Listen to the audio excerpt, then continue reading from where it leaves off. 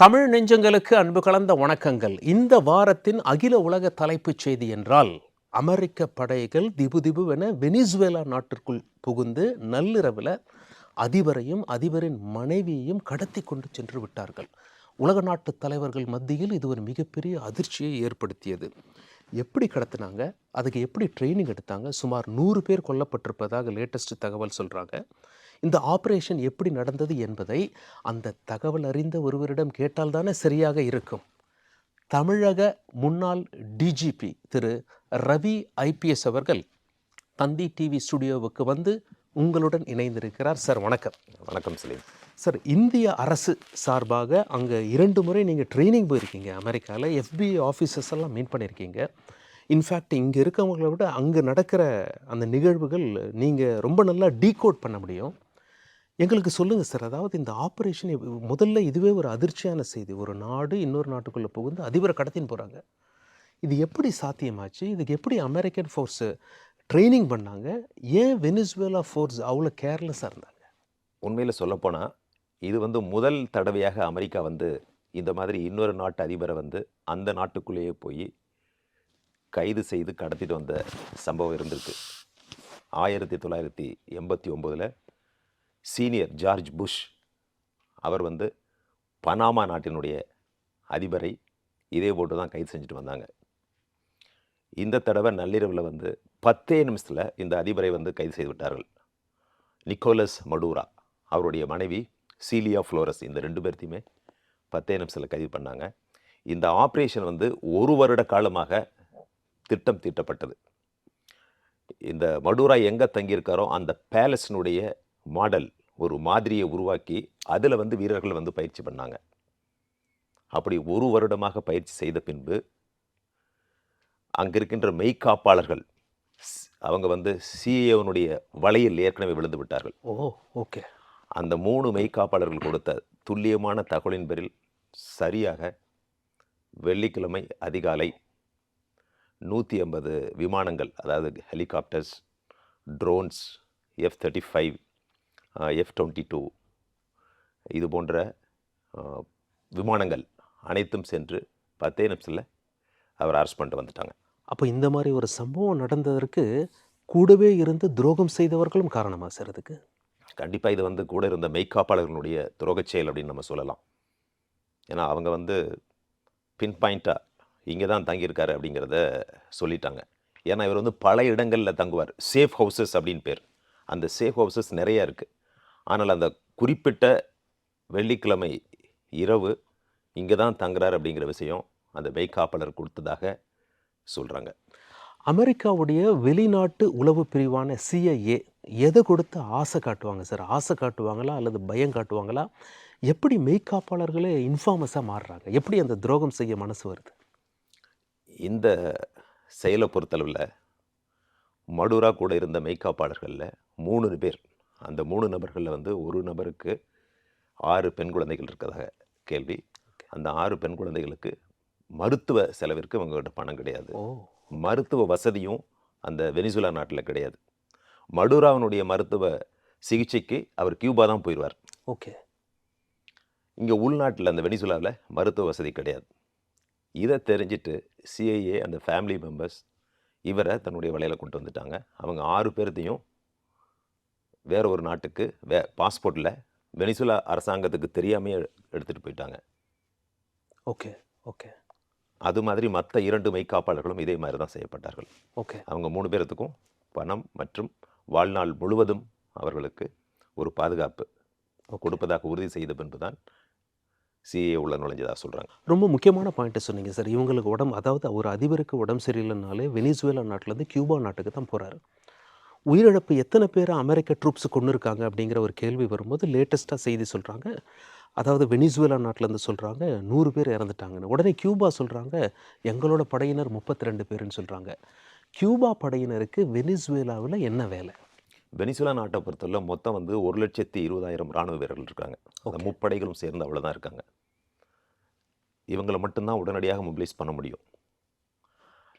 அந்த கியூபன் நாட்டு வீரர்கள் இவருடைய பர்சனல் செக்யூரிட்டின்னு சொல்லுவாங்க இல்லையா, தனிப்பட்ட பாதுகாப்பிற்காக பொறுக்கி எடுக்கப்பட்ட கியூபன் நாட்டு வீரர்கள் பேலஸில் இருந்தாங்க. ஓகே அவங்க தான் வந்து அவுட்டர் ரிங் செக்யூரிட்டி அல்லது பெரிஃபெரி செக்யூரிட்டின்னு சொல்லுவாங்க. ஓகே அந்த கியூபன் வீரர்களில் 32 பேர் அமெரிக்க தாக்குதலில் பலியாயிட்டாங்க.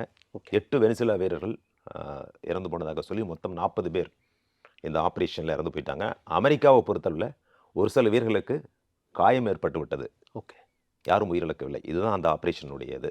அந்த ஆபரேஷனுக்கு அமெரிக்கா அனுப்பி வைத்த அந்த படையினுடைய பெயர் என்ன சார்? அவங்க எப்படி ட்ரைனிங் எடுக்கிறாங்க? இந்த ஆப்ரேஷனுக்கு பேரே வந்து ஆப்ரேஷன் அப்சல்யூட் ரிசால்வ் அப்படின்னு பேர். ஓகே இதற்கு அனுப்பப்பட்ட படைகள் வந்து டெல்டா ஃபோர்ஸ், அதுதான் மிகவும் முக்கியமான ஃபோர்ஸ். ஓகே மெரைன்ஸ் போனாங்க, நேவி சீல்ஸ், FBI, அப்புறம் DEAன்னு சொல்லுவாங்க, ட்ரக் என்ஃபோர்ஸ்மெண்ட் ஏஜென்சி, ஓகே அப்புறம் DEA, இந்த மாதிரி நிறைய இன்டெலிஜென்ஸ் ஏஜென்சிஸ் எல்லாருமே வந்து ஓகே அந்த நாட்டிற்கு போனாங்க, ஹெலிகாப்டரில் போனாங்க. இந்த டெல்டா ஃபோர்ஸ் அப்படிங்கிறது தான் வந்து வெரி டெட்லி ஃபோர்ஸ். இவங்களுக்கு எப்படி பயிற்சி கொடுக்குறாங்க அப்படிங்கிற விவரமே வெளியே தெரியாது, எந்த பப்ளிக் டொமைன்லையும் ஓகே கொடுத்துருக்க மாட்டாங்க. நேவி சீல்ஸ், மெரைன்ஸ், இவங்களுடைய டஃபஸ்ட் ட்ரைனிங்கை பற்றி நீங்கள் பார்த்துருக்கலாம். ஓகே அவங்களுக்கே மிகவும் கடுமையான பயிற்சி. அந்த எலைட் ஃபோர்ஸ் அப்படின்னு சொன்னால் அமெரிக்காவில் இந்த டெல்டா ஃபோர்ஸ். இந்த டெல்டா ஃபோர்ஸ் வந்து டைரக்டாக வார் செக்ரட்டரி அப்படின்னு சொல்லுவாங்க. பீட் ஹெக்ஸத் அப்படிங்கிறவர் தான் வார் செக்ரட்டரி அல்லது டிஃபென்ஸ் மினிஸ்டர். அவருடைய நேரடி பார்வையில் இருக்கும். President of USA Donald Trump அவர்கள் ஆர்டர் கொடுத்தா தான் இந்த டெல்டா ஃபோர்ஸை மூவ் பண்ண முடியும். ஓகே ஏற்கனவே வந்து சடாம் ஹுசைனை பிடிப்பதற்கு ஒசாமா பின் லேடன் போனப்போ நேவி சீல்ஸ் தான் போனாங்க. ஆனால் சப்போர்ட்டிங் டீமாக வந்து இந்த டெல்டா ஃபோர்ஸ் போயிருந்தாங்க. ஓகே ஆப்கானிஸ்தான் ஆப்ரேஷன்ஸ் இதுலாம் பல்வேறு கவுண்டர் டெரரிசம் இந்த ஆப்ரேஷன்ஸில் இவங்க இந்த டெல்டா ஃபோர்ஸ் போயிருந்தாங்க. இவங்க வந்து பார்த்திங்கன்னா ஒரு சில நேரங்களில் மஃப்டியில் தான் இருப்பாங்க, அந்த சிவில் ட்ரெஸ்ஸில் இருப்பாங்க, ஓகே யூனிஃபார்ம் போட்டிருக்க மாட்டாங்க. யாருன்னே அடையாளம் கண்டுபிடிக்க முடியாது. அது மட்டும் இல்லாமல் இவங்களுக்கு மெடல் இதெல்லாம் வந்து பப்ளிக்காக யாருமே கொடுக்க மாட்டாங்க, பேர் ஊர் எதுவுமே தெரியாது. அப்படிப்பட்ட ஒரு ரகசியமாக இருக்கின்ற ஒரு ஃபோர்ஸ் தான் டெல்டா ஃபோர்ஸ். அந்த படையினர் தான் இங்கே போனாங்க. மொத்தம் வந்து போனது 100 பேர் தான். சார், இப்போ நம்ம பாமர மக்கள் வந்து அந்த டெல்டா ஃபோர்ஸுக்கு எம்மாதிரியான ட்ரைனிங் இருக்கும் அப்படின்னு சொல்லி கற்பனை பண்ணுறது சிரமம். வேற நீங்கள் வந்து ஒரு IPS அதிகாரியாக இந்திய அரசாங்கத்திலேருந்து அமெரிக்கா போய் அங்கே FBI ஆஃபீஸர்ஸ் எல்லாம் மீட் பண்ணியிருக்கீங்க. ஒரு பாமர மக்கள் புரிஞ்சுக்கணுன்னா எந்த மாதிரியான ட்ரைனிங் எல்லாம் அந்த டெல்டா ஃபோர்ஸுக்கு இருக்கும்? ஒரு அப்ராக்சிமேட்டாக சொல்லுங்களேன். இப்போ நம்ம சாதாரண பயிற்சியெல்லாம் பார்த்துருப்போம். நீங்கள் வந்து ஓடுறது, மற்றபடி பெரிய உடன் லாக் எல்லாம் வெயிட்டை தூக்கிட்டு ஓடணும், சகதிக்குள்ளே போகிறது, இதெல்லாம் வந்து ரொட்டீனாக எல்லா இராணுவ வீரர்களுக்கும் கொடுக்கக்கூடிய பயிற்சி. இவங்களை பொறுத்தளவில் எந்த ஒரு சமயத்துலேயும் இவங்களை வந்து யாரும் சைக்கலாஜிக்கலாக பிரேக் பண்ணக்கூடாது அப்படிங்கிற காரணத்தினால தொடர்ச்சியாக இவங்களை வந்து ஒரு வாரம் தூங்கவே கூடாது. ஒரு வாரம் தூங்காமல், ஓகே, ஒரு வாரம் ஒரே ஒரு நேரம் சாப்பாடோட கடுமையான பயிற்சிகள் காட்டில் கொண்டு போய் விட்டுருவாங்க. ஓகே, ஒரு ஃபாரஸ்ட்டில் விட்டுருவாங்க. அங்கே வந்து எந்த GPS எதுவுமே இருக்காது. ஆனால் ஒரு பர்டிகுலர் பிளேஸை சொல்லி அங்கே வர வைப்பாங்க. ஒரு வாரத்துக்கு அந்த ஜங்கிள்லேயே சுற்றிட்டு அந்த இடத்த கண்டுபிடிச்சி வரணும். ஓகே. இப்படி பல்வேறு கடுமையான பயிற்சிகள் அவர்களுக்கு கொடுக்கப்படும். எல்லாம் weapon training, sniper training, even ஹெலிகாப்டரை வந்து இயக்கக்கூடியது, ஏர்க்ராஃப்டை வந்து இயக்கக்கூடிய அந்த பைலட் ட்ரைனிங், எல்லா ட்ரைனிங்கும் அவங்களுக்கு கொடுத்துருப்பாங்க. இவங்க நிறைய எண்ணிக்கையில் இருக்க மாட்டாங்க. குறிப்பிடும்படியாக மேக்ஸிமம் வந்து ஒரு 500 பேர் இருப்பாங்க, அவ்வளோதான். இந்த 500 பேர்த்தையும் எப்படி செலக்ட் பண்ணுறாங்கன்னா, ஏற்கனவே இருக்கிற elite forces, navy seals, marines, இந்த மாதிரி ஆர்மி, இந்த ஃபோர்ஸில் இருந்து அதில் யார் சிறப்பாக இருக்காங்களோ அவங்கள வந்து எடுத்து ட்ரைனிங் கொடுப்பாங்க. மறுபடியும் புதுசாக வந்து ஒரு பொதுமக்களில் வந்து இந்த மாதிரி டெல்டா ஃபோர்ஸுக்கு எடுக்கிறேன்னு சொல்லி எல்லாம் ரெக்ரூட் பண்ணுறது கிடையாது. அமெரிக்கா மட்டும்தான் அப்படி வச்சுருக்காங்களா, அல்லது நம்ம இந்தியா மற்ற நாடுகளும் இதே மாதிரி ஒரு ஃபோர்ஸ் வச்சுருக்கோமா? இப்போ நம்ம ஊர்லேயும் கூட இருக்குது. CRP பார்த்திங்கன்னா கோப்ரா அப்படின்னு இருக்குது. இதெல்லாமே வந்து ஓப்பனாகவே எல்லாத்துக்கும் தெரியும் பயிற்சி எப்படி கொடுக்குறாங்க அப்படின்ட்டு. இந்த டெல்டா ஃபோர்ஸ் மாதிரி எல்லா நாடுகளுமே எந்த மாதிரி சிறப்பு பிரிவை வச்சிருக்கல. ஓகே, இது அமெரிக்காவுக்கே வந்து உரித்தான ஒரு ஸ்பெஷல் ஃபோர்ஸ். என்ன மாதிரி காரியங்களுக்கெல்லாம் அதை பயன்படுத்துகிறாங்க சார்? நீங்கள் சொன்னீங்க ஒசாமா பின் லேடனை போகும்போது அவரை சுட்டுக் கொள்ளும்போது இவங்களும் கூட இருந்தாங்கன்னு சொல்லி. இப்போ ஒரு நாட்டோட அதிபரையே கடத்தி கொண்டு வந்திருக்காங்க. வேறு என்ன மாதிரி காரியங்களுக்கெல்லாம் இவங்களை பயன்படுத்துவாங்க? இவங்களை பயன்படுத்துகிற அதிகாரம் யாருக்கு இருக்குது? அதான் இவங்க அடிப்படையில் கவுண்டர் டெரரிசம் சொல்லுவாங்க. அதாவது பயங்கரவாதத்திற்கு எதிராக ஏதாவது ஒரு நடவடிக்கை எடுக்கணும்னு சொன்னால் இவங்கள தான் அனுப்புவாங்க. அப்புறம் வந்து ஒரு யாருமே போக முடியாத ஒரு எக்ஸ்ட்ரீம் ஒரு பிளேசஸ், ஒரு எக்ஸ்ட்ரீம் சிச்சுவேஷனை ஹேண்டில் பண்ணுறது, ஹாஸ்டேஜஸ், அதாவது வந்து யாராவது வந்து பயணிகளையோ அல்லது இந்த உள்நாட்டு மக்களையோ இவங்களுடைய குடிமகன்களையோ கடத்திட்டு போனால் அதை வந்து ரெஸ்கியூ பண்ணுறது, இது போன்ற பல்வேறு செயல்களுக்கு இவங்களை பயன்படுத்துவாங்க. இது வந்து டைரெக்டாக வந்து நான் சொன்னேன் ஏற்கனவே, வார் செக்ரட்டரி அல்லது டிஃபென்ஸ் மினிஸ்டர் பீட் ஹெக்ஸத் அவருடைய நேரடி கண்ட்ரோலில் இருக்கும். கமாண்டர் இன் சீஃப் வந்து எப்போவுமே பிரசிடென்ட் ஆஃப் யூஎஸ்ஏ தான். முப்படைகளுடைய தளபதி எப்படி நம்ம நாட்டில் இருக்காங்களோ பிரசிடென்ட், அந்த மாதிரி நேரடியாக பிரசிடென்ட், வார் செக்ரட்டரி, அடுத்து இந்த கமாண்டர்ஸ். எத்தனை மாதங்களுக்கு முன்னாடி டெல்டா ஃபோர்ஸுக்கு தகவல் கொடுத்துருப்பாங்க சார், இப்படி ஒரு ஆப்ரேஷன் இருக்குது தயாராகுங்க அப்படின்னு சொல்லி வெளிப்படையாக சொல்லி அவங்களுக்கு தகவல் கொடுப்பாங்களா, இல்லை ஆப்ரேஷன் இருக்குது நீங்கள் தயாராகுங்கன்னு சொல்லி கடைசி நேரத்தில் தான் சொல்லுவாங்களா? முதல்ல வந்து யாருக்குமே சொல்ல மாட்டாங்க. அவங்களுக்கு வந்து பயிற்சி, இந்த மாதிரி ஒரு டார்கெட், இந்த மாதிரி ஒரு ரெஸ்கியூ பண்ணணும், ஒரு மாதிரி பேலஸ் ஏற்பாடு பண்ணி அங்கே வந்து பயிற்சி. ஆப்ரேஷனுக்கு ஒரு வாரத்துக்கு முன்னாடி அல்லது ஒரு மணி நேரத்துக்கு முன்னாடி தான் சொல்லுவாங்க. அது அந்த ஆப்ரேஷனல் டீட்டெயில்ஸை பொறுத்து, எவ்வளவு காம்ப்ளிகேட்டட் ஆப்ரேஷன் அப்படிங்கிறத பொறுத்து தான் அவங்களுக்கு தகவல் சொல்லுவாங்க. அவங்கள பொறுத்தவரை எங்கே போகிறோம் என்ன பண்ணுறோம் அப்படிங்கிறது தெரியாது. ஓகே, அங்கே போவாங்க, இறக்கி விடுவாங்க, பேலஸில் போகணும், பிடிக்கணும், வரணும், அவ்வளோதான். அது யாருன்னே தெரியாது. வெனிசுலா நாட்டு அதிபரா, அவரது மனைவியா அப்படிங்கிறது அந்த டெல்டா ஃபோர்ஸில் இருக்கிற வீரர்களுக்கு தெரியாது. சார் இப்போது இது வந்து மற்ற உலக நாட்டு தலைவர்கள் மத்தியில் இப்படியே நடக்குதா இந்த காலத்தில் அப்படின்னு சொல்லி ஒரு சில பேர் அச்சத்தை ஏற்படுத்தியிருக்கு அப்படின்னு சொல்லி சொல்கிறாங்க. குறிப்பாக வெனிசுவேலா வந்து சைனாவுக்கும் ரஷ்யாவுக்கும் நெருக்கமாக இருந்ததாகவும் சொல்கிறாங்க. இது நேரடியாக ட்ரம்ப் வந்து ரஷ்யாவுக்கும் சைனாவுக்கும் சவால் விடுறதா நம்ம பார்க்கலாமா? இது அடிப்படையில் பார்த்தீங்கன்னா, இது வந்து புவிசார் அரசியல் அப்படின்னு சொல்லலாம். Geo politics or geo political இன்ட்ரெஸ்ட்டை பேஸ் பண்ணி தான் இது போன்ற நடவடிக்கைகள் எடுப்பாங்க.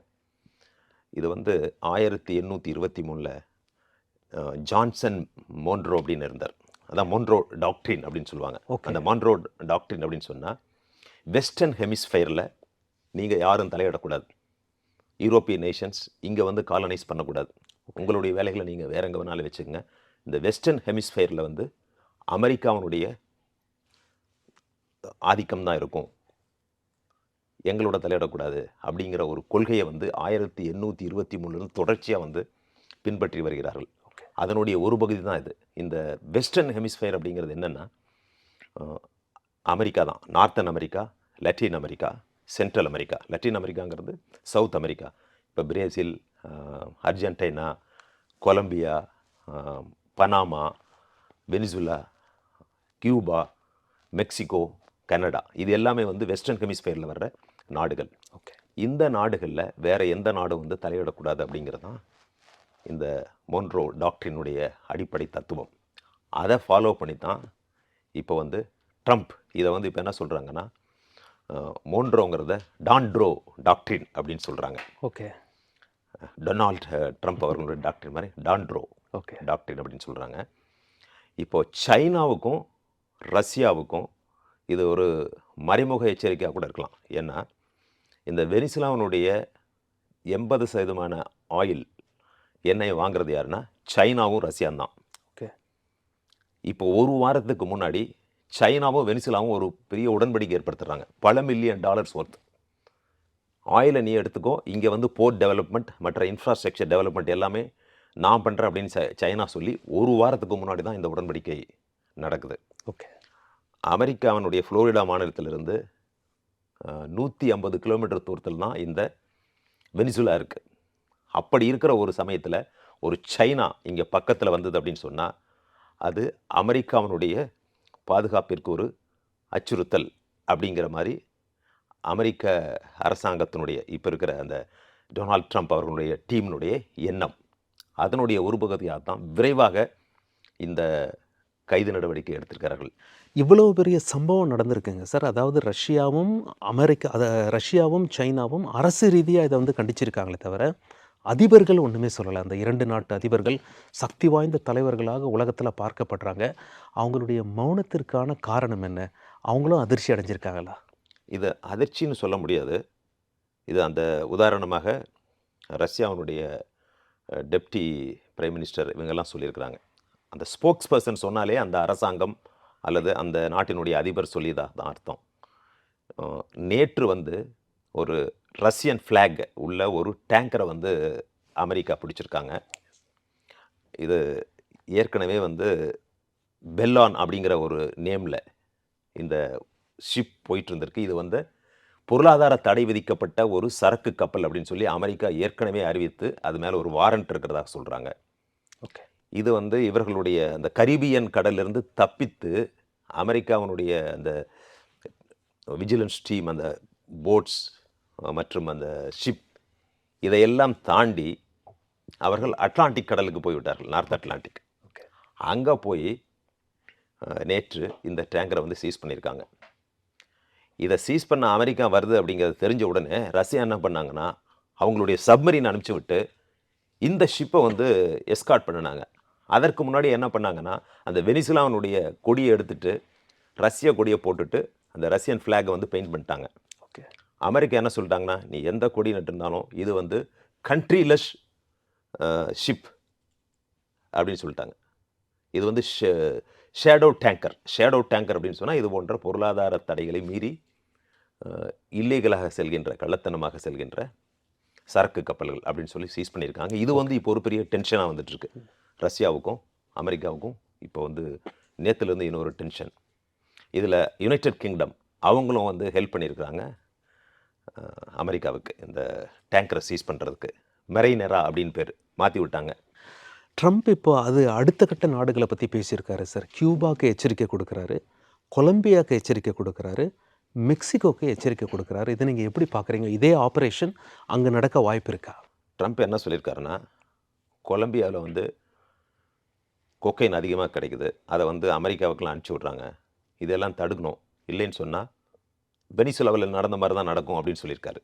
அதே மாதிரி மெக்சிகோவும் அந்த மாதிரி தான், நீ வந்து ட்ரக்கை கண்ட்ரோல் பண்ணு, இல்லை நான் நடவடிக்கை எடுப்பேன்னு சொல்லியிருக்காரு. அதே மாதிரி கியூபாவை பொறுத்தவரை கியூபாவும் வெனிசுலாவும் பயங்கரமான நட்பு நாடுகள். இப்போ வெனிசுலா வந்து மடூரா போனதுனால கியூபாவுக்கு வந்து மிகப்பெரிய ஷாக். கியூபாவினுடைய அரசு தானாக விழும் அப்படின்னு சொல்லி அமெரிக்கா நம்புகிறது. இப்போ வந்து நிகாரகுவா அந்த நாட்டையும் வான் பண்ணியிருக்காரு. இப்படி போயிட்டுருக்கிறப்ப கிரீன்லேண்டு வந்து எனக்கு வேணும் அப்படின்னு, என்னுடைய பாதுகாப்பிற்காக, அமெரிக்கா நாட்டினுடைய பாதுகாப்பிற்கு கிரீன்லேண்ட் அவசியம் அப்படின்னு சொல்லியிருக்கிறாரு. அதை வந்து டென்மார்க் அப்போஸ் பண்ணியிருக்காங்க.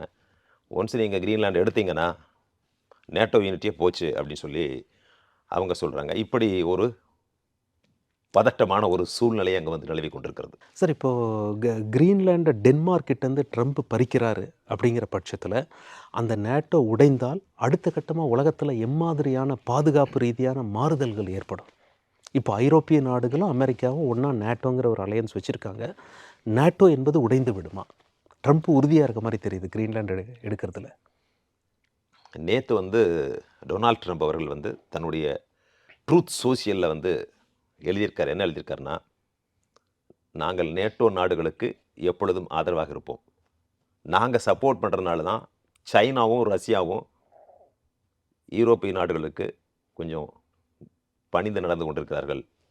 நேட்டோ நாடுகள் எங்களை சப்போர்ட் பண்ணினாலும், அதாவது நேட்டோ நாடுகள் வந்து அமெரிக்காவை சப்போர்ட் பண்ணினா கூட நான் நேட்டோ நாடை சப்போர்ட் பண்ணுவேன்னு சொல்லி ட்ரம்ப் சொல்லியிருக்கார். இந்த கிரீன்லேண்டை பொறுத்தவரை ஏற்கனவே ஒரு அக்ரிமெண்ட் இருக்குது. அந்த உடன்படிக்கைப்படி கிரீன்லேண்டை வந்து அமெரிக்கா பயன்படுத்தலாம் அப்படின்னு இருக்குது. அதை வச்சு அவர்கள் பேச்சுவார்த்தை நடத்தலாம். அப்புறம் இப்போ உலகத்தில் வந்து கோல்டு வாருக்கு பின்னாடி இப்போ Russia, China, north Korea, Iran இவர்கள்லாம் ஒரு பக்கம், நேட்டோ கண்ட்ரிஸ் ஒரு பக்கம். இந்த நேட்டோ கண்ட்ரிஸ்லேயே வந்து ட்ரம்ப் ஒரு கொள்கையை வச்சுருக்காரு. துருக்கியே அப்படின்னு சொல்லுவாங்க இல்லையா, துருக்கி, அது வந்து நேட்டோ கண்ட்ரி தான். அது ஒரு மாதிரியான கொள்கைகள். அப்புறம் வந்து நார்வே எடுத்துட்டிங்கன்னா அவங்க வந்து ரஷ்யாவை சப்போர்ட் பண்ணுறாங்க. இப்படி அவர்களுக்குள்ளேயே வந்து ஒரு ஒற்றுமை இல்லாத ஒரு நிலை இருக்குது. அதனால் ஒரே குழப்பமாக இருக்குது. இது வந்து கோல்டு வாருக்கு பின்னாடி மீண்டும் இன்னொரு கோல்டு வார் எரா யுகம் வரலாம் அப்படிங்கிறதுக்கான அறிகுறிகள் தான் இப்போ தெரிகிறது. சார், நீங்கள் ஒரு மிகப்பெரிய காவல்துறை அதிகாரியாக இருந்தீங்க. கிரிமினல்ஸு, மாஃபியாஸோட மூமெண்ட்டெல்லாம் உங்களுக்கு நல்லா தெரியும். உள்நாட்டில் மட்டும் இல்லை, வெளிநாட்டில் யார் எப்படி ஆப்ரேட் பண்ணுறா அப்படிங்கிறதெல்லாம் உங்களுக்கு நல்லா தெரியும். ஒரு போலீஸ் அதிகாரியாக நீங்கள் சொல்லுங்கள், ட்ரம்ப் வெனிசுவேலா அதிபரை கடத்தியதற்கு அவர் சொல்கிற காரணம் வந்து இவரால் தான் ட்ரக் ட்ரேடே அதிகமாகுது, அமெரிக்காவில் எல்லாம் ட்ரக்கு சாப்பிட்ற நிலைமை வந்து நிறைய பேர் உயிரிழக்கிறாங்கங்கிற ஒரு பகிரங்க குற்றச்சாட்டை முன் வச்சிருக்கார். அந்த குற்றச்சாட்டு உண்மைதானா? அமெரிக்கா கிட்ட இதற்கு ஆதாரம் இருக்கிறதா?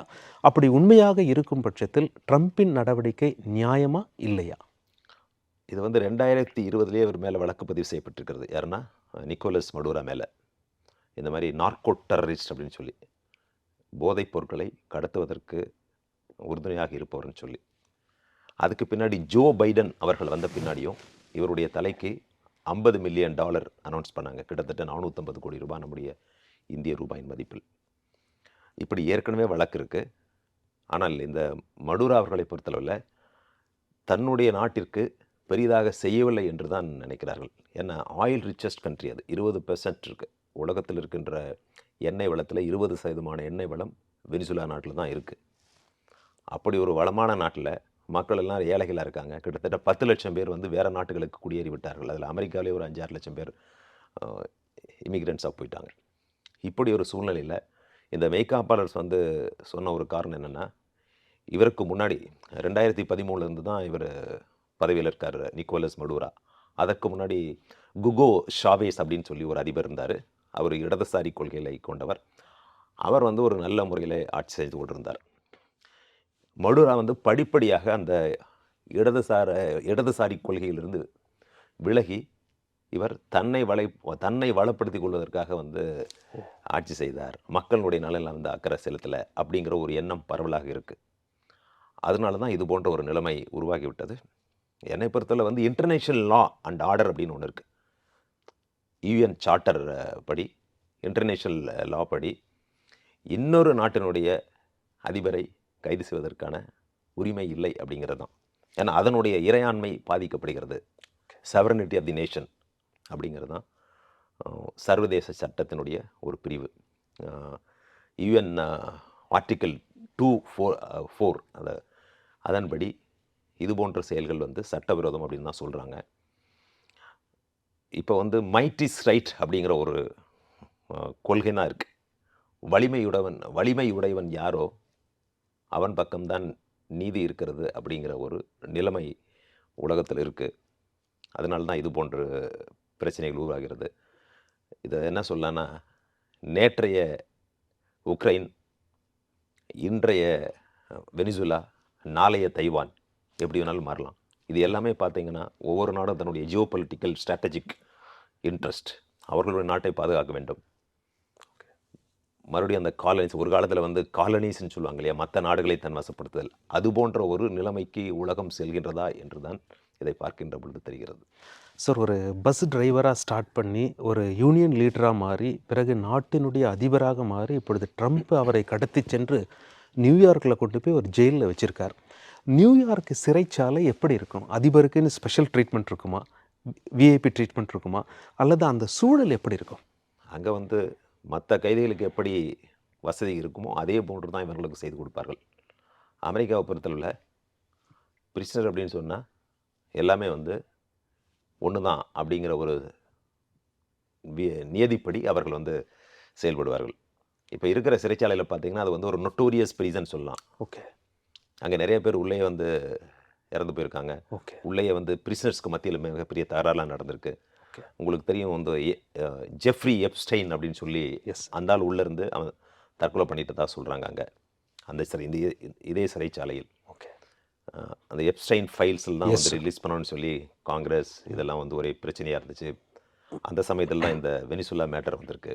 ஒரு சிலர் வந்து இதை மறைப்பதற்காக அதை செய்கிறாங்க அப்படின்லாம் சொல்கிறாங்க. ஓகே. அந்த சிறைச்சாலையை பொறுத்தளவில் எல்லோருக்கும் ஒரே மாதிரியான ட்ரீட்மெண்ட் தான். இவர் வெனிசுலா நாட்டு அதிபர் அப்படிங்கிற மாதிரி அவர்களுக்கு தனி சலுகை எதுவும் கொடுக்கப்படுவதாக தெரியவில்லை. சார், நம்ம ஊர் சிறைச்சாலைக்கும் அமெரிக்காவில் நியூயார்க்கில் புருக்லினில் தான் இப்போ அதிபரை தூக்கி உள்ளே போட்டிருக்காங்க.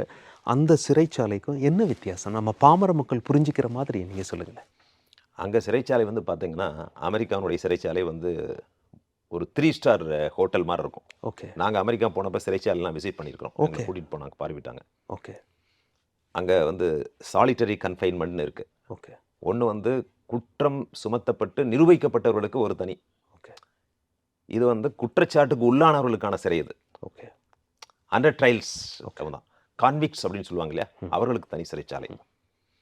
அதில் உள்ளே எல்லாமே இருக்குது. லைப்ரரி இருக்குது, ஜிம் இருக்குது, நல்ல சாப்பாடு கிடைக்கும். ஒரு 3 ஸ்டார் ஹோட்டலுக்கு போனால் எப்படி இருக்குமோ ஓகே.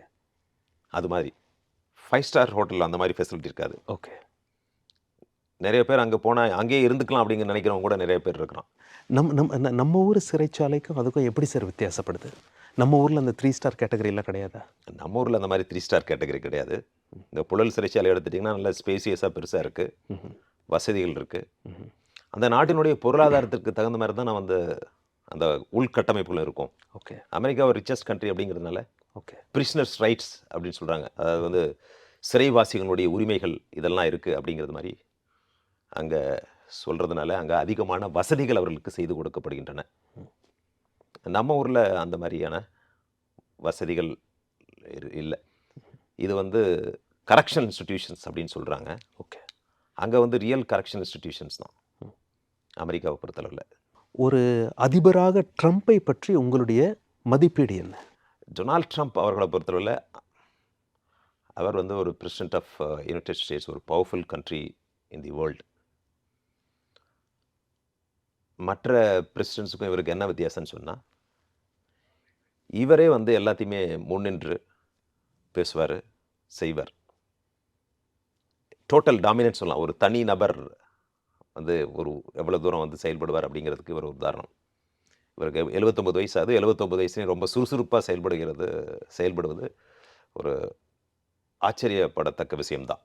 இந்த வயசில் உலக நாடுகளையே வந்து கண்காணிக்கக்கூடிய நிலையில் இருக்கிற யூஎஸ்க்கு பிரசிடெண்ட்டாக இருப்பது அப்படிங்கிறது ஒரு பெரிய விஷயம். டொனால்ட் ட்ரம்ப் அவர்களை பொறுத்தவரையில் இன்னும் இப்போ நம்ம நாடு போன்ற இந்திய நாட்டையெல்லாம் வந்து தன் வசப்படுத்தணும். இந்த டேரிஃப் எல்லாம் குறைக்கணும். இந்த டேரிஃப் எல்லாம் வந்து இன்க்ரீஸ் பண்ணுறதுனால மற்ற நாட்டு மக்களும் பாதிக்கப்படுவார்கள்.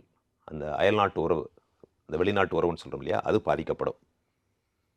இந்த வெளிநாட்டு உறவுகளை பொறுத்தளவில் டொனால்ட் ட்ரம்ப் அவர்கள் இன்னும் தன்னுடைய தனிப்பட்ட விருப்பு வெறுப்புகளை குறைத்து உலக மக்களுடைய நலனில் அக்கறை கொள்ள வேண்டும். ஒரு பெருந்தன்மையோடு இருக்கணும். தன்னுடைய நாடு அப்படிங்கிறத விட உலகம் எல்லாம் நம்முடைய நாடு, எல்லாமே மக்கள் எல்லா பக்கமும் நல்லா இருக்கணும் அப்படிங்கிற ஒரு எண்ணம் வரணும். மேக் அமெரிக்கா கிரேட் அகைன் அப்படின்னு சொல்கிறார் அவர். மெகா, அதான் அவருடைய principal. Make the world great அப்படிங்கிறது தான் நம்முடைய பிரின்சிபல். வெனிசுவேலா அதிபருக்கு அதிகபட்சமாக என்ன தண்டனை கிடைக்க வாய்ப்பு இருக்குது சார்?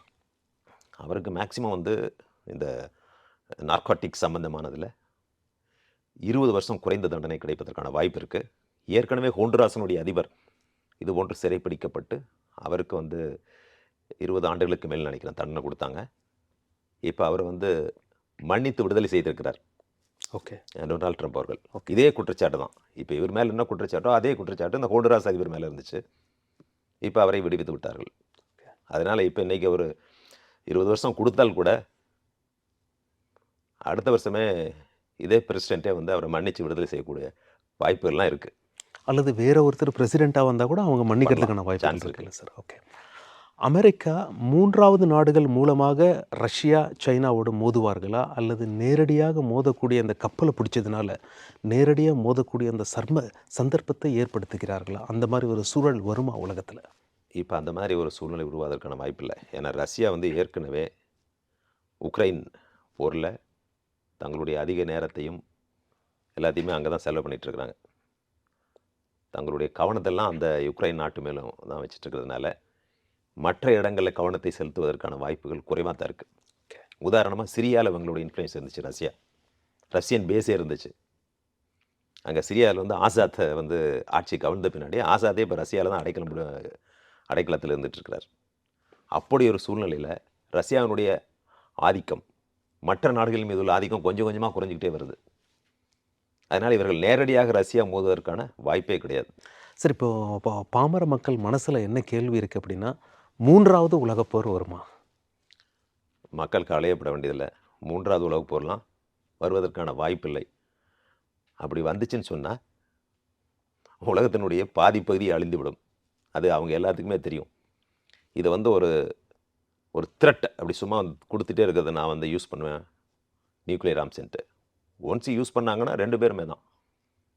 அமெரிக்கா யூஸ் பண்ணுச்சுன்னா ரஷ்யா யூஸ் பண்ணுவோம், 2 பேரும் மாறி மாறி அடிச்சுக்க வேண்டியதான். டேமேஜ் வந்து எல்லாத்துக்குமே இருக்கும். அப்படி வந்து ஒரு கிரேசி ஃபெலோஸ், ஒரு மேட் பைத்தியக்காரத்தனமான தலைவர்கள் தான் ஒரு 3ஆம் உலகப் போருக்கு வழிவகுக்க முடியும். அந்த மாதிரி ஒரு சூழ்நிலை தற்பொழுது இல்லை. நார்த் கொரியாவில் தான் வந்து அதிபர் கிம் ஜாங்கன் வந்து அப்பப்போ நான் வந்து அமெரிக்கா மீது தாக்குவேன், அமெரிக்கா மீது நியூக்ளியர் போடுவேன் அப்படின்னு சொல்லிட்டு இருக்காரு. இப்படி ஏதாவது வந்து ஆக்சிடென்டல் ட்ரிகரிங் அது நடந்ததுன்னு சொன்னால் அது மிகப்பெரிய ஆபத்தாக முடியும். அதனால் இந்த தலைவர்கள்லாம் சேர்ந்து நியூக்ளியர் ஆர்ம்ஸை குறைக்கணும். ஏற்கனவே வந்து ஒரு சால்ட் அப்படின்னு ஒரு ட்ரீட்டி வச்சுருந்தாங்க, ஸ்ட்ராட்டஜிக் ஆர்ம்ஸ் ரிடக்ஷன் ட்ரீட்டின்னு சொல்லி. அந்த ட்ரீட்டிலாம் இப்போ வந்து க்ளோஸ் பண்ணிட்டாங்க. மீண்டும் இந்த அணு ஆயுதங்களையும் முழுமையாக ஒழிக்க வேண்டும். அப்படி ஒழித்தால்தான் உலகப்போர் வந்தாலும் பொதுமக்களுக்கு ஒரு அழிவு ஏற்படாத ஒரு நிலை ஏற்படும். சர்வதேச ஊடகங்கள்லாம் ஒரு செய்தி போட்டிருக்காங்க சார். என்ன சொல்லியிருக்காங்க, ட்ரம்ப் அதிரடியாக வேற ஒரு நாட்டுக்குள்ளே புகுந்து அதிபரையே கடத்திட்டாரு. இதனால் மற்ற உலகத் தலைவர்கள்லாம் முதல்ல தங்களுடைய பாடி கார்ட்ஸ் எல்லாம் கரெக்டாக இருக்காங்களா, இல்லை சிஏஏக்கு யாராவது ஸ்பை வேலை செய்கிறாங்களா அப்படின்னு சொல்லி தங்களுடைய பாடி கார்ட்ஸு தங்களுடைய பாதுகாப்பை ஸ்ட்ரென்தன் பண்ணக்கூடிய வேலையில் இறங்கியிருக்காங்க அப்படின்னு சொல்லி, இது உண்மைதானா? உண்மையாக இருக்கும் வாய்ப்பு இருக்கிறதா? அது எல்லா நாடுகளுக்கும் அந்த மாதிரி பிரச்சனை கிடையாது. இந்த சின்ன சின்ன நாடுகள் இருக்கு இல்லையா பக்கத்தில், நிக்காரகுவா, மெக்சிகோ, கியூபா, கொலம்பியா, இது போன்ற நாடுகள் தான் வந்து பயப்படணும். அவர் இந்தியாவுக்கோ மற்ற பெரிய நாடுகளுக்கெல்லாம் வர முடியாது. அதனால் யாரும் பயப்பட தேவை கிடையாது. எந்த அதிபர்களும் அந்த மாதிரிலாம் வந்து பயந்துட்டு செக்யூரிட்டியெல்லாம் ரிவ்யூலாம் பண்ண மாட்டாங்க. ரொட்டீனாக வந்து செக்யூரிட்டி ட்ரில் இருக்குது. பாதுகாப்பை எப்படி வந்து சரியாக வச்சுக்கிறதுங்கிறத ஒவ்வொரு அந்த பாதுகாப்பு படையினுடைய சீஃப்னு சொல்லுவாங்க இல்லையா, இப்போ நம்ம தான் எஸ்பிஜி, அந்த எஸ்பிஜியோடைய தலைவர் வந்து எப்படி இருக்குங்கிறத அவர் வந்து அப்பப்போ ரிவ்யூ பண்ணிக்கிட்டே இருப்பார். பெரிய நாடுகள்லாம் ஒன்றுமே செய்ய முடியாது. சின்ன சின்ன நாடுகள் நிச்சயமாக கவலைப்படுறது தான் பண்ணுவாங்க. உதாரணமாக கொலம்பியா நாட்டினுடைய அதிபர் பீட்ரோன்னு சொல்லியிருக்காரு. அவர் சொல்கிறார், அந்த மாதிரி வந்துச்சுன்னா நானே வந்து போரில் குதிப்பேன், நானே துப்பாக்கி எடுத்துகிட்டு வரேன் அப்படின்னு சொல்கிறாரு. இந்த மாதிரி அவங்க தான் பயப்படணும். சார், இப்போது அதாவது வந்து ஒரு நாட்டுக்குள்ளே போய் அமெரிக்காவுடைய டெல்டா படை இப்படி ஒரு அதிரடி நடவடிக்கை எடுத்திருக்காங்க. குறைஞ்சபட்சம் அந்த அதிபர்கிட்ட ஒரு துப்பாக்கி இருக்காத அவர் திரும்பி சுடாங்க. என்ன நடந்திருக்கும்னு நீங்கள் நினைக்கிறீங்க? எப்படி இவர் எந்த சேதாரமும் இல்லாமல் அவங்க கைது அங்கேருந்து அமெரிக்கா கூட்டிகிட்டு வந்திருக்காங்க கைது பண்ணி? சரி, இந்த டெல்டா ஃபோர்ஸ் வந்து இறங்குறாங்க மேலே டெரஸில் வந்து ஒரு ஹெலிபேட் இருக்குது, அதில் இறங்குறாங்க. இவர் நைட் 2 மணி தூங்கிட்டு இருக்காரு. செக்யூரிட்டி கார்ட்ஸ் அங்கே தான் இருக்கிறாங்க. போன உடனே அது பெரிய இரும்பு கதவு, அதை ஒரு ஃபியூ செகண்ட்ஸில் அப்படியே எக்ஸ்ப்ளோஷன் வச்சு கதவை ஓப்பன் பண்ணுறாங்க. உள்ளே போகிறாங்க. அவர் தூங்கிட்டு இருக்காரு. அப்படியே கைது பண்ணுறாங்க. ஓகே. அவர் அந்த நேரத்தில் துப்பாக்கி வச்சுருக்க வேண்டிய அவசியமே இல்லை. துப்பாக்கிலாம் இருக்காது. ஓகே. ஏன்னா வந்து அவருக்கு வந்து அவ்வளவு கடுமையான பாதுகாப்பு இருக்குது. அப்போ அவர் எப்போவுமே பெட்டில் எல்லாம் துப்பாக்கி வச்சுருக்க வேண்டிய அவசியம் இல்லை. ஒரு சடாம் ஹுசைன் தான் எப்போவுமே வந்து ஒரு பிஸ்டல் வச்சுட்டே இருப்பார் கையில். சார், இப்போ சர்வதேச பாலிடிக்ஸை நீங்கள் ரொம்ப ரொம்ப தெளிவாக சொன்னீங்க. பாமர மக்களுக்கும் புரிகிற மாதிரி சொன்னீங்க. சர்வதேச பிரச்சனையே இப்போ அந்த நார்கோட்டிக்ஸ் சம்மந்தமாக தான் போயிட்டுருக்கு. ட்ரம்ப் வைக்கிற குற்றச்சாட்டு நார்கோட்டிக்ஸில் டீல் பண்ணுறாரு அந்த அதிபர் அப்படின்னு சொல்லி கடத்திருக்காங்க. நார்கோட்டிக்ஸ் அமெரிக்காவில் மட்டும் பிரச்சனை இல்லை, நம்ம இந்தியாவிலையும் சரி, நம்ம தமிழ்நாட்டிலையும் சரி, ஒரு சில இளைஞர்கள் அந்த கஞ்சாவாகட்டும் அல்லது வேறு ஏதாவது சப்ஸ்டன்ஸை வந்து எடுத்துக்கிறதுல நிறைய க்ரைம்ஸ் அதனால் அரங்கேறுது. சமீபத்தில் கூட நம்ம பார்த்துருப்போம், திருத்தணியில் ஒரு வட இந்திய வாலிபர் ஒருத்தர் அவர் பாட்டுக்கு உட்காந்துருக்காரு. 4 பேர் வந்து கத்தியை காட்டி ரீல்ஸ் எடுக்கிறாங்க. பிறகு அவர் அங்கேயே திருத்தணியில் இறங்க சொல்லி ஆளே இல்லாத சரமாரியாக வெட்டுறாங்க. அதெல்லாம் பார்க்கும்போது மனசு பதறுது, ஒரு கோபம் வருது. கடைசியில் அவங்க எல்லாருக்கும் 18 வயசுக்குள்ளே அப்படிங்கிறதுனால அவங்க எத்தனை மாதத்தில் வெளியே வருவாங்க அப்படின்னு சொல்லி தெரியாது. இது போல் நார்காட்டிக்ஸை கண்ட்ரோலுக்கு கொண்டு வந்து முழுமையாக தமிழ்நாட்டிலேருந்து ஒழிக்கணும்னா என்ன செய்யணும்? சரி, இந்த நார்காட்டிக்ஸை பொறுத்துள்ள சோர்ஸ் எங்கேருந்து கிடைக்குது அப்படிங்கிற விவரத்தை நம்ம எடுக்கணும். அப்புறம் வந்து சப்ளை செயின் அப்படின்னு சொல்லுவோம். சப்ளை செயின்னா ப்ரொடியூஸ் பண்ணுறது யார், அந்த மிடில்மேன் இடைத்தரகர்கள் யாரெல்லாம் இதில் செயல்படுறாங்க, எங்கெங்கே கொண்டு வந்து விற்கிறாங்க அவுட்லெட்ஸ், இந்த செயினை பிரேக் பண்ணணும். அதற்கு வந்து நம்முடைய ஸ்டேட் மட்டும் நடவடிக்கை எடுத்தால் பத்தாது. இந்த கஞ்சாவை பொறுத்தளவில் நெய்பரிங் ஸ்டேட்ஸ், உதாரணமாக ஆந்திரா இது போன்ற மாநிலங்கள்லாம் வருது. நான் எஸ்பியாக இருந்தப்பவே 1999 கிட்டத்தட்ட 1 டன் கஞ்சாவை நான் பிடிச்சேன். அது ஆந்திராவிலேருந்து கடத்திட்டு வந்த கஞ்சா ஒரு ட்ரக்கில். இது மாதிரி மற்ற மாநிலங்களுடைய முதலமைச்சர்கள் எல்லாமே சேர்ந்து இதை வந்து ஒழிப்பதற்கான ஒரு ஒருங்கிணைந்த ஒரு திட்டத்தை வந்து அவர்கள் மேற்கொள்ள வேண்டும். ஒரு கோஆர்டினேஷன் அவங்க பண்ணனா தான் ஒரு சீஃப் மினிஸ்டர்லாம் ஒரு மீட்டிங்கை போட்டு கன்வீன் பண்ணி, அப்புறம் டிஜிபிஸ் இவங்கெல்லாம் சேர்ந்து ஒரு உட்காந்து மீட்டிங்கை போட்டு கோஆர்டினேஷன் கமிட்டிஸ் ஒரு எப்படி வந்து கோஆர்டினேட் பண்ணி டிரான்ஸ்போர்ட் பண்ணுறப்ப எப்படி பிடிக்கிறது, எங்கே கல்டிவேட் பண்ணுறான், வெளிநாட்டிலேருந்து எங்கேருந்துலாம் கொண்டு வர்றான், இப்படிங்கிறத மேப்பிங் பண்ணணும் நம்ம. அப்படி பண்ணுனா நிச்சயமாக வந்து இதை குறைக்க முடியும். சும்மா இங்கே வர்றது அந்த பெட்டி கடையில் வச்சுருக்கிறத பிடிக்கிறது அல்லது விமானத்தில் கடத்திட்டு வருவான் அதை பிடிக்கிறது, அதில் வந்து எந்த விதமான முழு பயனும் கிடைக்காது. கொஞ்சம் குறைக்கலாம், ஆனால் ஆணி வேறையாக இருக்க வேண்டும். எங்கே கல்டிவேட் பண்ணுறான்னா அங்கே நம்ம வந்து பிடிக்கணும். அந்த கல்டிவேட் பண்ணுறது வேறு மாநிலத்தில் இருக்கலாம். அப்போ அந்த மாநிலத்துக்கு நம்ம சொல்லணும். இப்போ தென்னிந்திய மாநிலங்களோட முதலமைச்சர்லாம் முன் வந்து இதை ஒழிக்கணும் அப்படின்னு சொல்லி ஒரு மீட்டிங் போட்டால் எத்தனை மாதம் அல்லது எத்தனை வருஷத்தில் அந்த ஆணி வேரை அறுத்து எறிவது சாத்தியமாகும்? கஞ்சாவே அல்லது எந்த ஒரு நார்காட்டிக் சப்ஸ்டன்ஸுமே தென்னிந்திய மாநிலங்களில் இல்லாமல் செய்துவிட முடியும். கண்டிப்பாக 1 இயரில் முடிச்சிடலாம். 1 இயர் ஆகும். எல்லா மினிஸ்டர்ஸும் சீஃப் மினிஸ்டர்ஸும் ஒரு மீட்டிங்கை போட்டு பண்ணாங்க. நானும் குறைஞ்சது 1 வருஷமாக ஆகும். இது வந்து ஒரு மாயாஜால வித்த மாதிரியெல்லாம் உடனடியாக பண்ண முடியாது. அது மாதிரி அதே சமயத்தில் ஒரு பக்கம் நம்ம நடவடிக்கை எடுத்துருக்கிற சமயத்தில் ஒன்று வந்து இது மாதிரி காஞ்சா செடிகள் வளர்த்து அதன் மூலமாக கொடுக்குறான். டேப்லெட்ஸ் இது மாதிரி அதையெல்லாம் கொண்டு வரது வெளிநாட்டிலேருந்து கொண்டு வர்றான். அதை தடுப்பதற்கும் நம்ம முயற்சி பண்ணணும். அதுக்கு வந்து நேஷனல் லெவலில் நமக்கு டீம் வேணும். ஓகே, மத்திய அரசும் ஒன்றிய அரசு இவர்கள்லாம் வந்து ஒருங்கிணைந்து செயல்பட்டால் நிச்சயமாக தடுக்க முடியும். இது ஒரு ஸ்டேட் மட்டும்லாம் வந்து பண்ணவே முடியாது. எல்லோரும் ஒருங்கிணைந்து செயல்பட வேண்டும். என்னுடைய கடைசி கேள்வி சார், இப்போ அந்த ட்ரெயினில் ஒரு சாதாரண ஒரு அப்பாவி மனிதனை 4 பேர் சேர்ந்துக்கிட்டு வெளியே தள்ளி வெட்டுறாங்க. அந்த காட்சிகள்லாம் பார்த்தோன்னா பப்ளிக் கொஞ்சம் டிஸ்டர்ப் ஆயிருக்காங்க, இப்படியெல்லாம் நடக்குமா அப்படின்னு சொல்லி. ஒரு பப்ளிக் அந்த ஒரு இடத்துல சிக்கிட்டாங்கன்னா, இப்போ கஞ்சா வாலிபர்கள் மத்தியில் யாராவது ஒருத்தர் சிக்கிட்டாங்க, அந்த சூழலில் அவங்க என்ன செய்யும்? இது போன்ற வாலிபர்களுக்கு வந்து கத்தியோட ஆயுதத்தோடு இருக்கிறப்போ பெஸ்ட் ஸ்ட்ராட்டஜி அந்த இடத்த விட்டு அகழ்ந்து போகிறது. முதல்ல அங்கே நிற்கவே கூடாது. அங்கேருந்து போயிட்டு உடனடியாக இப்போ காவல்துறைக்கு தகவல் தெரிவிக்கணும். இல்லைன்னா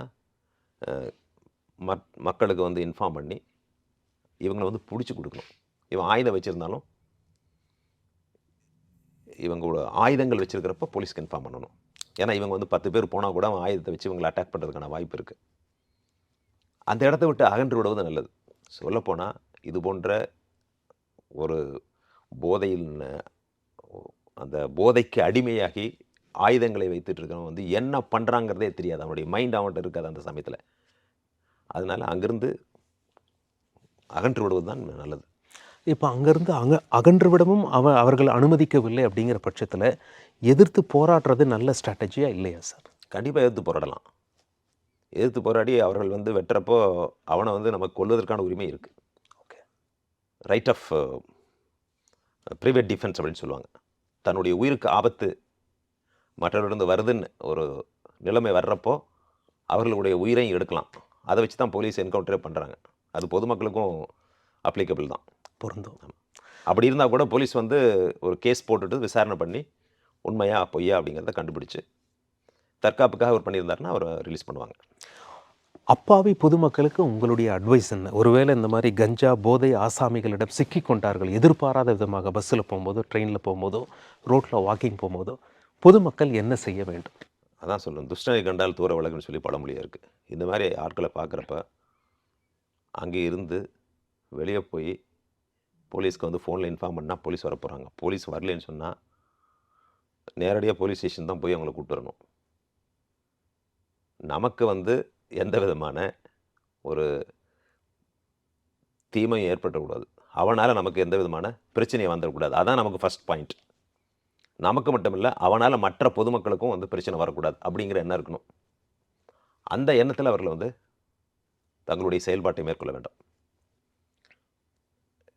அவன் வந்து நீங்கள் கத்தி வச்சுட்டு இருக்கிறான், அவன் பார்த்தாலே வந்து உங்களுக்கு தெரியுது அவன் கஞ்சா போதையிலையோ அல்லது மது போதையிலையோ இருக்கான்னா, அவன்கிட்ட போய் நீங்கள் வந்து ரீசன் அவுட் பண்ண முடியாது. அவனுக்கு வந்து இதெல்லாம் தப்புன்னு சொன்னீங்கன்னா, அவன் நீ யார் சொல்கிறதுன்னு சொல்லி கல்லை தூக்கி போடுவான் அல்லது அருவாளை வச்சு வெட்டுவான். அந்த சமயத்தில் நம்மளால் தடுக்க முடியும்னு சொன்னால், நம்மளோட ஃபோர்ஸ் பலம் அதிகமாக இருந்துச்சுன்னா அவனை நம்ம வந்து கண்ட்ரோல் பண்ண முடியும், பண்ணலாம். இல்லைன்னா அந்த இடத்தை விட்டு அகன்று அவனை எப்படி அப்புறப்படுத்துறது அப்படிங்கிறத ஒரு வியூகமாக நம்ம எடுத்து செயல்பட வேண்டும். அதான் பொதுமக்கள் வந்து பயப்பட தேவையில்லை. முதல் தன்னுடைய உயிரை பாதுகாத்துக்குங்க. அப்புறம் இவங்களை எப்படி பிடிக்கலாங்கிறத அடுத்து பார்த்துக்கலாம். வேலைக்கு போயிட்டு வர பெண்களுக்கு உங்களுடைய அட்வைஸ் என்ன சார்? முன்னாடி இந்த பெப்பர் ஸ்ப்ரே எல்லாம் சொன்னாங்க, பேக்கில் வச்சுக்கோங்கன்னு சொல்லி, அதெல்லாம் பலன் அளிக்குமா? இறுதியாக என்னுடைய கேள்வி, பெண்களுக்கு உங்களுடைய அட்வைஸ் என்ன பாதுகாப்பு தொடர்பாக? இந்த பெப்பர் ஸ்ப்ரே எல்லாம் வச்சுக்கலாம். பெப்பர் ஸ்ப்ரே வச்சுக்கிறதுனால ஒரு டெம்பரரியாக வந்து இம்மோபிலைஸ் பண்ண முடியும் நம்ம எதிராளி வர்றாங்கன்னா. ஒரு விழிப்புணர்வு இருக்கணும். பெண்களாகட்டும் மற்றவர்களாகட்டும் நமக்கு வந்து ஒரு விழிப்புணர்வு இருக்கணும். அந்த விழிப்புணர்வு இருந்ததுன்னா நம்ம பாதுகாத்து கொள்ள முடியும். Self awareness. நீங்கள் வந்து நம்ம நாட்டில் வந்து பெரிய பெண்களுக்கு எதிரான குற்றங்கள் வந்து எல்லா இடத்துலையுமே நடக்கிறதில்ல, ஒரு சில இடங்கள் தான் நடக்குது. அந்த இடங்களை வந்து கண்காணிக்க வேண்டியது வந்து காவல்துறையினுடைய பொறுப்பு. அதே மாதிரி இளைஞர்கள் நல்ல வழியில் இருக்கானா அப்படிங்கிறத பெற்றோர்கள் பார்க்கணும் ஃபஸ்ட்டு. அவன் வந்து கிரிமினல்ஸ் வந்து திடீர்னு வந்து எங்கேயோ இருந்து முளைச்சி வர்றது கிடையாது. நம்முடைய குடும்பத்தை சார்ந்த உறுப்பினர்கள் தான். அவன் சரியான வகையில் வந்து கண்காணிக்கப்படாவிட்டால் இந்த மாதிரி தான் வரும். நெக்லெக்டட் சில்ட்ரன் சொல்லுவாங்க, அல்லது பாவர்ட்டினால அவன் வந்து இந்த மாதிரி குற்றங்களில் ஈடுபடுவான்.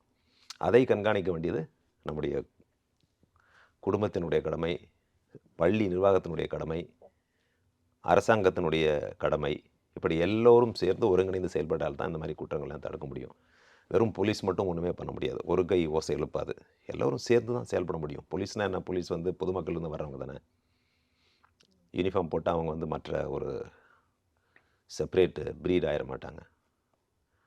எல்லோரும் அவங்களும் வந்து பொறுப்பை உணர்ந்து செயல்பட வேண்டும். பொதுமக்களும் தங்களுக்கு ஒரு பொறுப்பு இருக்குங்கிறத பண்ணணும். அவங்களுக்கு வந்து பதவியில் இல்லை, நான் பதவியில் இருந்தால் தான் செய்ய முடியும்னா கைவிரிச்சு போக முடியாது. பொதுமக்கள் எஸ் இந்த மாதிரி பண்ணுறான்னா இது தட்டி கேளு. ஒரு சாதாரண தப்பு நடந்தால் தட்டி கேளு. அதை வந்து நம்ம வீடியோ எடுத்துகிட்டு இருக்க முடியாது. மட்டும் வீடியோ மட்டும் எடுத்துகிட்டு இருந்தால் பத்தாது. அந்த சமயத்தில் அந்த குற்றத்தை தடுப்பதற்கான முயற்சி செய்யணும். மிக முக்கிய தகவல்களை ரொம்ப தெளிவாக சொல்லியிருக்கீங்க சார். லைக் அமெரிக்க அதிபர் ட்ரம்ப்பினுடைய அதிரடி நடவடிக்கையில் ஆரம்பித்து வெனிசுவேலா அதிபரை தூக்கி சென்ற டெல்டா ஃபோர்ஸ் எப்படி ட்ரைனிங் பண்ணுவாங்க, அமெரிக்க சிறைச்சாலை எப்படி இருக்கும், டெல்டா ஃபோர்ஸ் எப்படி இதை வந்து ரொம்ப துல்லியமாக செஞ்சு முடித்தாங்க, மற்ற நாடுகள் எந்தெந்த நாடுகளுக்கு அச்சுறுத்தல் இருக்கிறது, கிரீன்லாந்து தொடர்பாக டென்மார்க்கின் நிலைப்பாடு பற்றி சொன்னீங்க, ரஷ்யா சைனாவை பற்றி சொல்லிங்க, இந்த எண்ணெய் கப்பல் பிடிபட்டதை பற்றி ரொம்ப தெளிவான தகவல்களை முன் வச்சு இந்த நார்கோட்டிக்ஸில் எப்படி உலகத்தின் பிரச்சனை இருக்குதுன்னு சொல்லி, அதே நேரத்தில் அங்கேருந்து அப்படியே உள்ளூரில் உள்ள நார்கோட்டிக்ஸ் ப்ராப்ளத்தை ஒரு வருஷத்தில் எப்படி சரி பண்ண முடியும், முதலமைச்சர்கள்லாம் ஒன்று சேர்ந்தா அப்படிங்கிற ஒரு தெளிவான கருத்து சொன்னீங்க. பொதுமக்கள் என்ன செய்யலாம் அப்படின்னு சொன்னீங்க.